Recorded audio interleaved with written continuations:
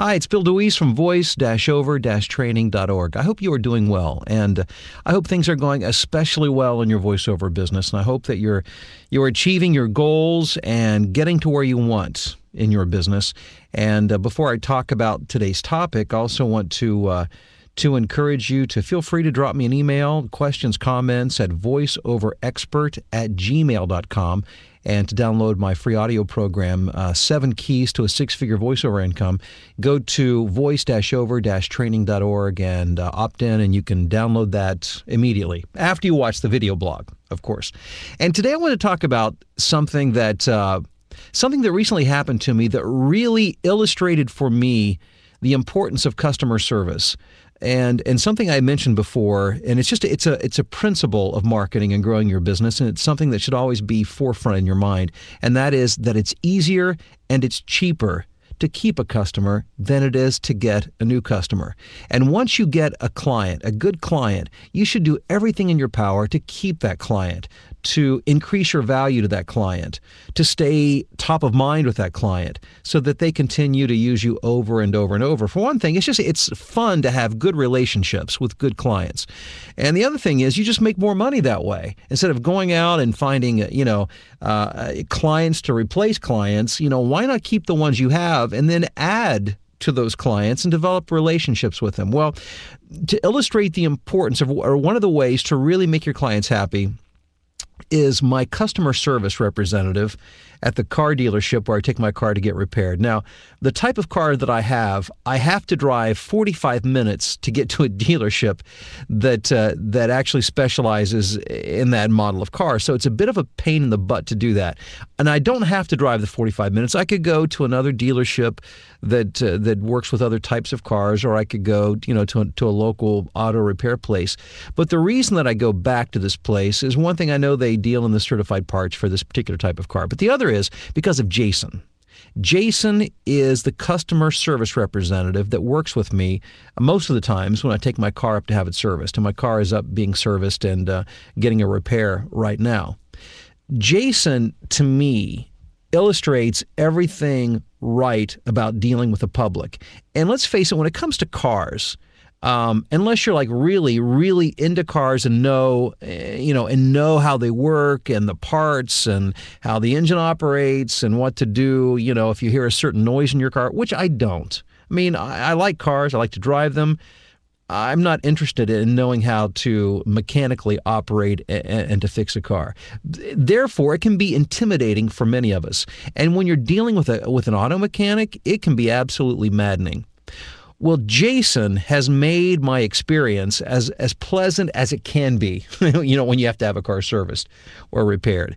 And he illustrates for me, or he exemplifies three things that if you use in dealing with your clients, you can make your clients thrilled to work with you and keep them coming back again and again. These are the 3 things that Jason, my customer service representative, does that absolutely makes me keep going back to this particular dealership. Number 1 is he communicates. Not occasionally or just when it's convenient for him.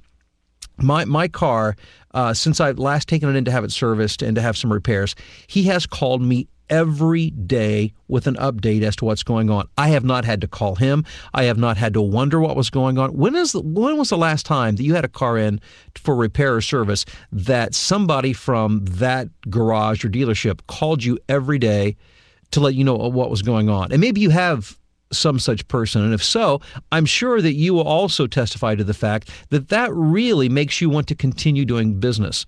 I cannot tell you the number of times that clients have told me that they do not like to work with voiceover talent that do not communicate. And that's one of the reasons they like to work with me, is because I give them status updates. I let them know. I don't keep them wondering what's going on. And sometimes it's just a simple matter of an email. Sometimes it can just be a phone call. And it doesn't even have to be long or complex or involved.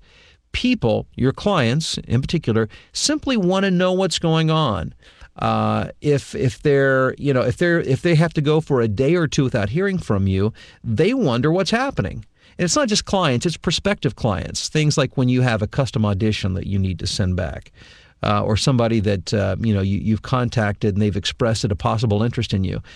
It's incumbent on you. It is on your shoulders to do the follow-up work. So a very simple thing, simply communicating with clients is huge in their eyes. Your value grows exponentially when you do that. Number 2, this is another thing I like about Jason. He talks my language. I do not like dealing with automotive mechanics. Not because I don't like them as a group. It's because I don't understand what the heck they're talking about. I don't know the difference from, I know some of the very general, broad things, but I don't know the specifics of dealing with a car. But yet so many people in their area of expertise, I don't care whether it's voiceover or whether it's being an auto mechanic or, being a hairdresser, doesn't matter. We all have our own lingo. We all have our own language. We have things that are specific to our industry that people who are not insiders, they don't get it. They don't understand it. Or they might be able to kind of work at it to figure out what you're talking about. But make it simple. Talk the language of the person that you are talking to. Don't try to impress them. Don't try to build your value by using terminology that's specific to your industry. While you may think that makes you look more knowledgeable and professional, what it does, it alienates your clients and prospective clients. It makes it difficult for them to understand what you're talking about. And then it forces them in a position of having to ask you to clarify what's going on. So, number 1, communicate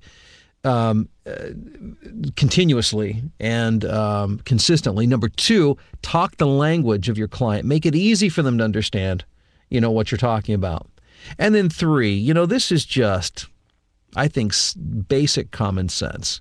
It's not just a voiceover thing. It's an everyday, in every situation, in every industry kind of thing. It's a relationship thing.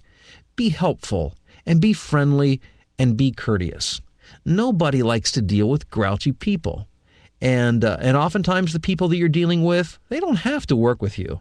They've got choices. Let's face it, in the voiceover business, how many of us are there doing this? Who knows? It's like trying to count grains of sand on the beach. We are innumerable, or at least it seems that way sometimes.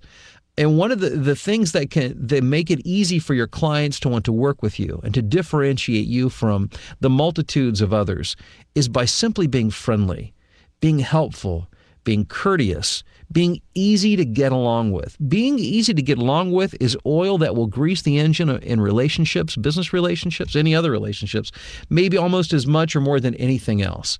So take these 3 lessons from Jason, my customer service representative at the dealership where I get my car fixed.